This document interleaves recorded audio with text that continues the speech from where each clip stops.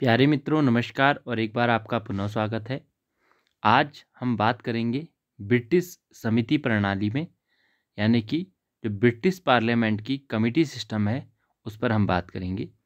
सबसे पहले हम ब्रिटिश जो समिति प्रणाली है उसके कितने प्रकार हैं उसको देख लेते हैं। तो जो ब्रिटिश समिति प्रणाली है वो 5 प्रकार की है। पहला है संपूर्ण सदन की समिति, दूसरा विशिष्ट अथवा प्रवर समितियाँ, तीसरा स्थायी समितियाँ, चौथा गैर सरकारी विधेयक समितियाँ और पांचवा संयुक्त या सम्मिलित समितियाँ।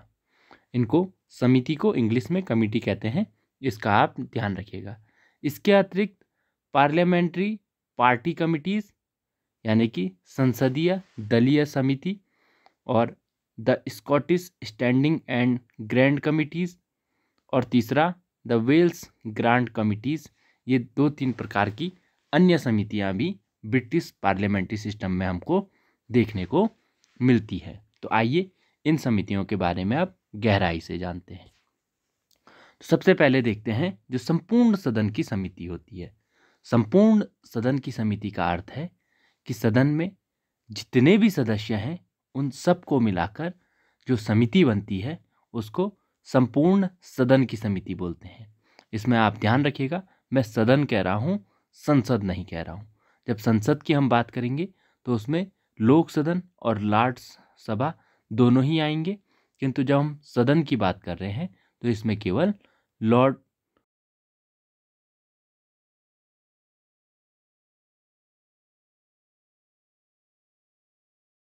तो अब प्रश्न उठता है कि जो लोक सदन है और जो संपूर्ण सदन की समिति है उसमें अंतर क्या है। तो आइए उन अंतर को देख लेते हैं।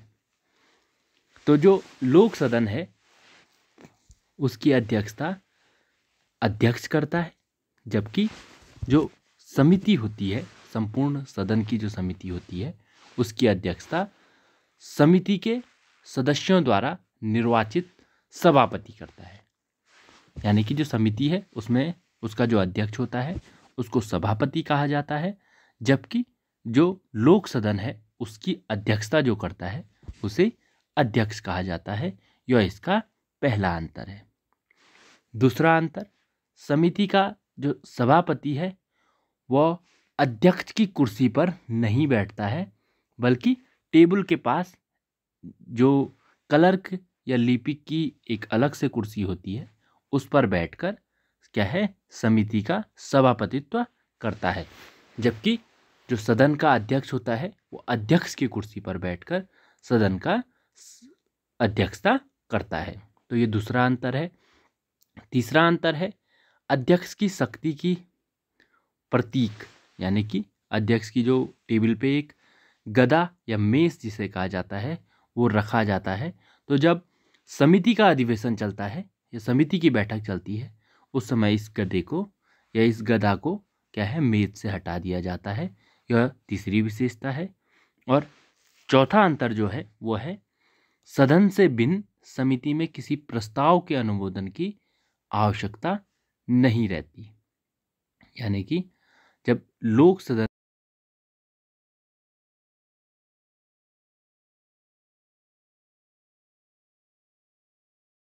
क्या है, जब कमिटी का अधिवेशन या जो बैठक चलती है उसमें उनकी आवश्यकता नहीं रहती।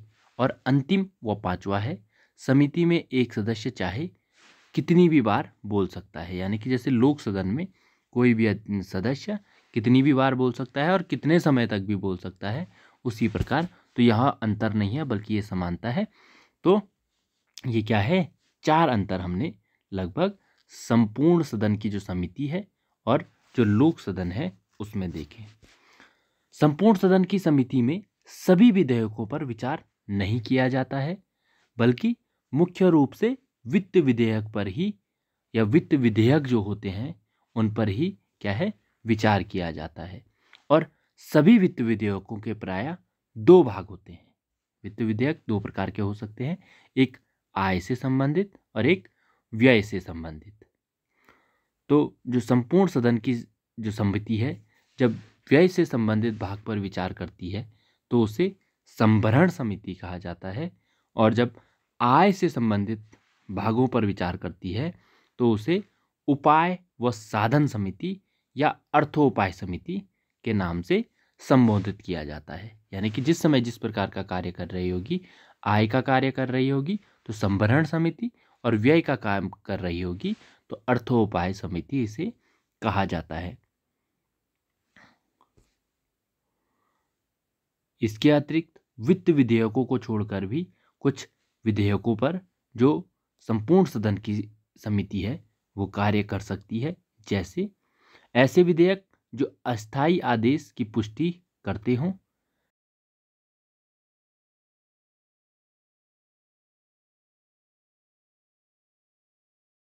निश्चित करता है कि वो संपूर्ण सदन की सहमति के सामने क्या है, प्रस्तुत किए जाएं। अगर सदन चाहता है कि किसी विधेयक को संपूर्ण समिति के समक्ष रखना है तो उस पर भी क्या है, संपूर्ण समिति कार्य कर सकती है। अन्य प्रकार के विधेयक विभिन्न समितियों में उनके क्षेत्रानुसार भेजे जाते हैं। यानी कि जिस क्षेत्र से संबंधित होगा उस समिति में उसे भेजा जाएगा, और जब समिति का कार्य समाप्त हो जाता है तब समिति वापस सदन के रूप में बदल जाती है। यानी कि एक ही सदन में जो लोक सदन है उसी में जो ये संपूर्ण सदन की समिति है वो भी कार्य करती है और लोक सदन भी कार्य करता है। तो जब लोक सदन के रूप में कार्य होगा तो मैंने आपको बताया कि अध्यक्षता कौन करेगा, अध्यक्ष करेगा। और जब संपूर्ण सदन की समिति के रूप में उसमें बैठक होगी या कार्य किया जाएगा तो उस समय उसकी अध्यक्षता सभापति करेगा। कौन सा सभापति? उस संपूर्ण जो लोक सदन है या संपूर्ण समिति है उसके सदस्यों द्वारा निर्वाचित सभापति ही उसकी सदस्यता करेगा, और जो गदा है उसको उस दौरान मेज से उतार दिया जाएगा। तो इसको हम पहले भी देख चुके हैं। अब आती है दूसरी समिति जिसे विशिष्ट या प्रवर समिति कहा जाता है। तो जो संपूर्ण सदन की समिति है वो तो वित्त विधेयकों पर कार्य करती है, किंतु वित्त विधेयक के अतिरिक्त जो अन्य सार्वजनिक विधेयक होते हैं उन पर कार्य करने के लिए विशिष्ट या प्रवर समितियां होती है। विशिष्ट यानी कि जिस कार्य को हमें करना है उस कार्य से संबंधित समिति। तो जो ये विशिष्ट या प्रवर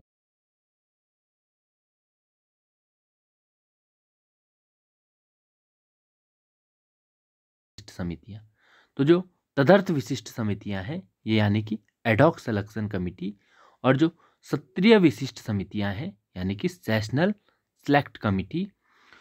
तो इनमें अंतर क्या है? तो जो तदर्थ समितियां हैं वो क्या है, अस्थायी होती है। अस्थायी यानी कि एक जब वो अपना कार्य कर लेगी तो वो अपने कार्य के पश्चात क्या है, समाप्त हो जाएगी।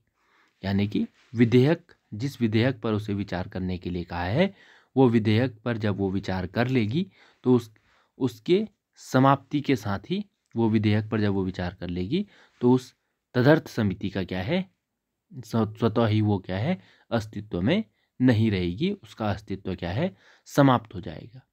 जबकि जो सत्रीय विशिष्ट समितियां होती हैं वो सदन द्वारा प्रत्येक सत्र के आरंभ में नियुक्त की जाती है और सत्र के अंत तक वे चलती रहती हैं। तो ये यानी कि सत्र के दौरान जो आवश्यक कार्य होते हैं उनको पूर्ण करने के लिए ये सत्रीय विशिष्ट समितियां बनाई जाती हैं।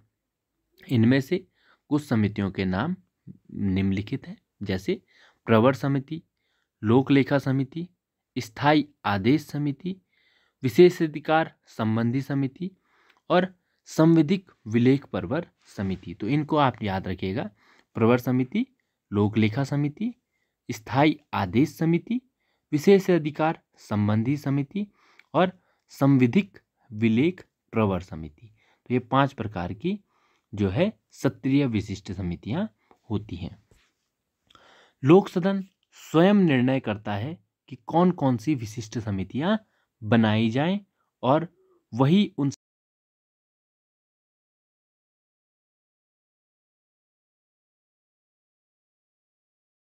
कि वह विशिष्ट समितियों का क्या है, गठन करता है और उनके सदस्यों को भी नामित करता है।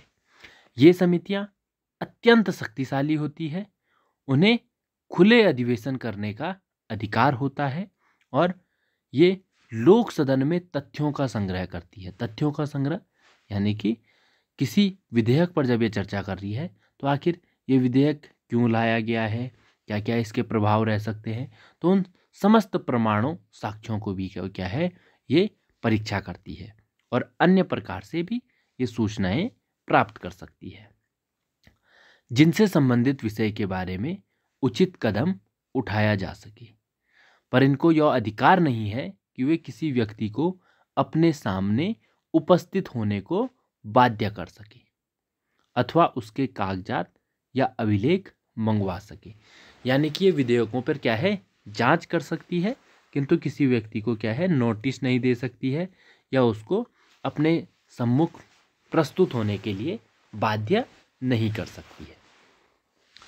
अन्य समितियां विधेयकों के सैद्धांतिक पक्ष को ही देखती है, यानी कि जो इसके अतिरिक्त समितियां हैं वो उसके सिर्फ सैद्धांतिक पक्ष को देखती है, जबकि ये इसके प्रारूप संबंधित पक्ष को भी देखती है। तो ये क्या है एक अंतर है अन्य समितियों और जो विशिष्ट या प्रवर समितियां हैं उनमें एक ये मुख्य अंतर है। जो विशिष्ट समितियां हैं वो सार्वजनिक मामलों के विषय में जांच समिति का कार्य भी करती है, ये मैंने अभी आपको बताया। उन्हें यह देखने का अधिकार भी होता है कि किसी विधेयक में निहित सिद्धांत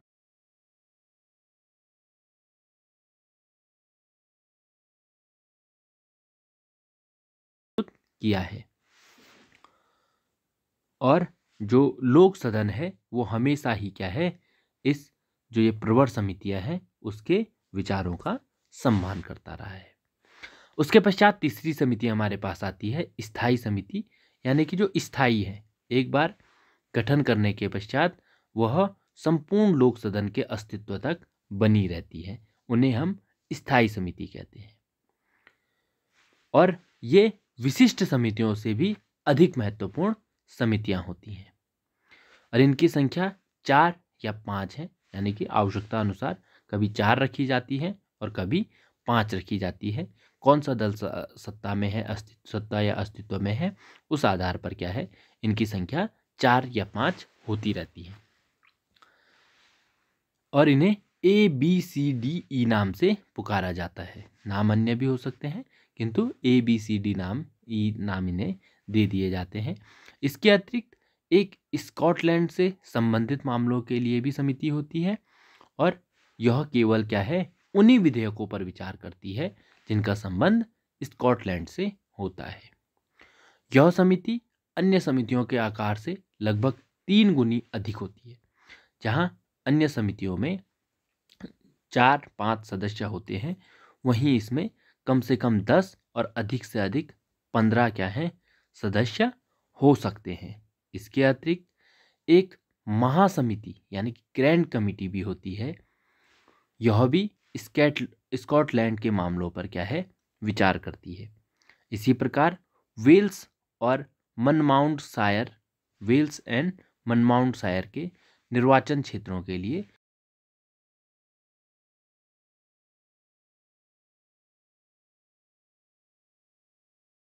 आपने समझा 5 या 4 प्रकार की हो सकती है और उनके नाम ABCDE के रूप में दिए जाते हैं और स्कॉटलैंड के लिए क्या है एक अन्य समिति भी होती है। स्थायी समितियां प्रत्येक संसद गठन के पश्चात प्रथम अधिवेशन पर बना दी जाती है, जैसा कि मैंने पूर्व में बताया, और वे तब तक बनी रहती हैं जब तक कि उस संसद का सत्र समाप्त ना हो जाए। स्कॉटलैंड की समिति को छोड़कर जो अन्य ABCDE नामक समितियां होती हैं वे उनकी संख्या जो है वो क्या है 20 होती है। अभी आपने पीछे पढ़ा कि 15 हो सकती है, किंतु समय समय पर क्या है इसको कभी 20 रखा जाता है, कभी 15, और 30 अन्य सदस्यों को भी इसमें क्या है नियुक्त किया जा सकता है। इस प्रकार कुल 50 सदस्य तक क्या है इन समितियों में हो सकते हैं, किंतु 30 सदस्य तब जोड़े जाते हैं जब हमको समिति में विशेषज्ञों की आवश्यकता होती है। वरना इसमें मैक्सिमम 20 ही सदस्य होते हैं।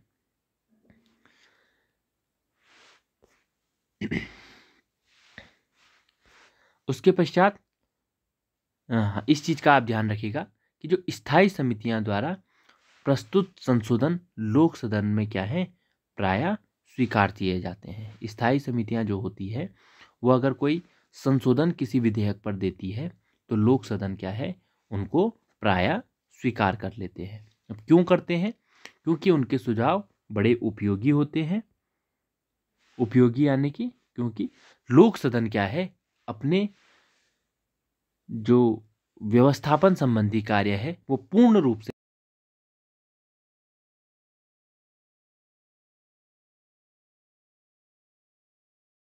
हैं, इसलिए ही जो लोक सदन है वो इनके सुझावों को मान लेता है।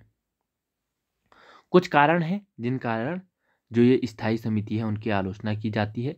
पहला कारण है जो समिति के सदस्यों की संख्या है वो क्या है, बहुत अधिक है, और जिस कारण बहुत अधिक संख्या होने के कारण इसके भी गंभीर विचार इसमें नहीं किया जा सकता। दूसरा, समितियों पर कार्यभार इतना अधिक है कि 4-5 समितियों से क्या है, काम नहीं चल सकता है। तो इसमें भी इस कारण भी इसकी आलोचना की जाती है कि केवल 4 और 5 ही क्या है, स्थायी समितियां हैं। और अंतिम आलोचना इसकी इस आधार पर की जाती है कि जो स्थायी समिति है उसमें विशेषज्ञ सदस्यों को नहीं रखा जाता है।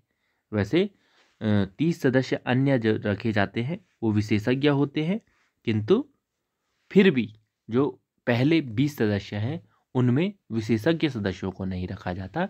इस आधार पर भी इसकी आलोचना की जाती है। और इसमें सदस्यों की संख्या बढ़ाने से, सदस्यों की संख्या कम करने से और समितियों की संख्या बढ़ाने के सुझाव भी दिए गए हैं। अब हमारे पास जो अगली समिति है वो है संयुक्त समितियां। जैसा नाम से ही स्पष्ट है कि संयुक्त समितियां क्या होंगी, दोनों सदनों से मिलकर बनेगी। चाहे वो लॉर्ड सभा है और चाहे वो लोक सदन है, दोनों के सदस्यों को मिलाकर जो समितियां गठित की जाएगी उन्हें संयुक्त समितियां कहा जाते हैं। और ये प्रावधान भारतीय संविधान में भी हमको देखने को मिलता है।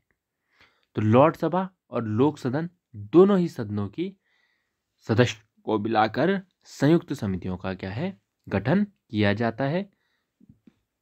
ये जो संयुक्त समितियां हैं ऐसे विषयों पर विचार करती है जिनके बारे में दोनों सदनों में क्या है, उत्तेजना का अर्थ है कि जिन पर दोनों में विवाद पाए जाते हैं, ऐसे विचारों पर क्या है, ऐसे विषयों पर ये संयुक्त समिति क्या है, कार्य करती है। उसके पश्चात अंतिम जो हमारी समिति है वो है गैर सरकारी विधेयक समितियां। गैर सरकारी विधेयकों के परीक्षण के लिए गैर सरकारी विधेयक समितियों का गठन किया जाता है। इन समितियों की कार्यप्रणाली विशिष्ट या परवर समितियों जैसी है। जैसे विशिष्ट जो परवर समितियां हैं, हमने दूसरी प्रकार की समिति देखी थी, उसी प्रकार इनके कार्य होते हैं। इनकी नियुक्ति का भार चयन समिति पर है। ये समितियां स्थायी होती हैं। लोक सदन द्वारा निर्मित ऐसी समितियों में 4 सदस्य तथा लॉर्ड सभा द्वारा निर्मित ऐसी समितियों में 5 सदस्य होते हैं। यानी कि जो गैर सरकारी विधेयक समिति है, अगर लोक सदन ने इसका निर्माण किया है तो उसमें 4 सदस्य हो सकते हैं, और अगर लॉर्ड सभा ने इसका निर्वाचन किया है तो उसमें 5 सदस्य हो सकते हैं। जो ये गैर सरकारी समितियां हैं, ये भी क्या है, शक्तिशाली समितियां होती हैं, और ये समस्त गैर सरकारी विधेयकों का परीक्षण करती है जिनका द्वितीय वाचन में विरोध किया जाता है। यानी कि जिनका सदन के पटल पर विधेयक को रखने के पश्चात विरोध किया जाता है, उन पर क्या है, ये विचार करती है, ऐसे गैर सरकारी विधेयकों पर। ये समितियां अर्ध न्यायिक पद्धति पर कार्य करती है। अर्ध न्यायिक पद्धति अर्थात ये विधेयकों के रूप पर विचार कर उन्हें उन्नत बनाती है, यानी कि उसमें सिर्फ संशोधन कर सकती है, और उनमें अंतर्निहित सिद्धांतों पर विचार कर उनके औचित्य अनौचित्य के आधार पर आवश्यक परिवर्तन करती है। किसी विधेयक में अगर उसका औचित्य है कि नहीं है, उस बात पर क्या है, ये संशोधन कर सकती है। प्रस्तावित व्यवस्था से लाभान्वित होने वाले लोगों को और उन लोगों को जिन्हें हानि होने की संभावना है, गवाही के लिए आमंत्रित करने का भी इन्हें अधिकार है। यानी कि अगर किसी विधेयक पर चर्चा चल रही है तो जिन लोगों को इससे लाभ हो सकता है और जिन लोगों को इससे हानि हो सकती है, उन्हें आमंत्रित करने का अधिकार भी इन समितियों के पास होता है। ये लोग स्वयं तथा अपने वकीलों के द्वारा अपना पक्ष समितियों के सम्मुख प्रस्तुत कर सकते हैं। यह निर्णय समितियां ही कर सकती है कि किसी विधेयक का निर्माण होना चाहिए या नहीं होना चाहिए, और यदि होना चाहिए तो उसका रूप क्या होगा। तो यानी कि ये जो समितियां हैं, ये भी क्या है, काफ़ी शक्तिशाली समितियां होती हैं। समितियों का निर्णय प्रायः अंतिम होता है, क्योंकि व्यवहार में यही पाया गया है कि लोक सदन इन समितियों के प्रतिवेदन के विरुद्ध कार्य नहीं करते हैं। तो ये एक परंपरा चली आई है कि अगर इन समितियों ने किसी विधेयक पर मनाही की है या विरोध दर्ज किया है तो लोक सदन क्या है, उस पर कानून नहीं बनाए।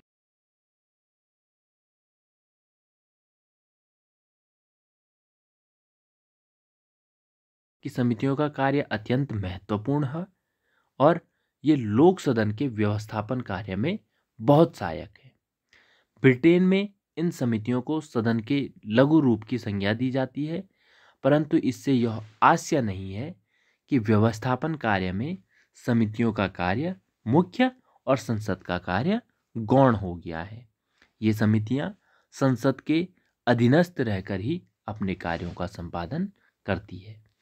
तो ये समितियों के कार्यों का मूल्यांकन है। कहने का अर्थ यह है कि जो लोक सदन है या लॉर्ड सभा है, उसके कार्यों को हल्का करने के लिए समितियों का क्या है, गठन किया जाता है, ताकि लोक सदन जिसके पास बहुत अधिक कार्य होते हैं और अपने अधिक कार्यों के कारण वह किसी विधेयक पर गहराई से चर्चा नहीं कर सकती है, तो उस पर गहराई से चर्चा करने के लिए ही समितियों का निर्माण किया जाता है।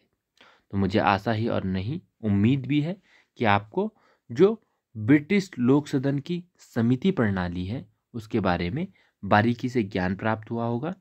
और अगर कोई बिंदु है जो आपके समझ में ना आया हो तो कमेंट के माध्यम से अवश्य पुनः पूछें, आपको उसे बताने का, समझाने का प्रयास किया जाएगा।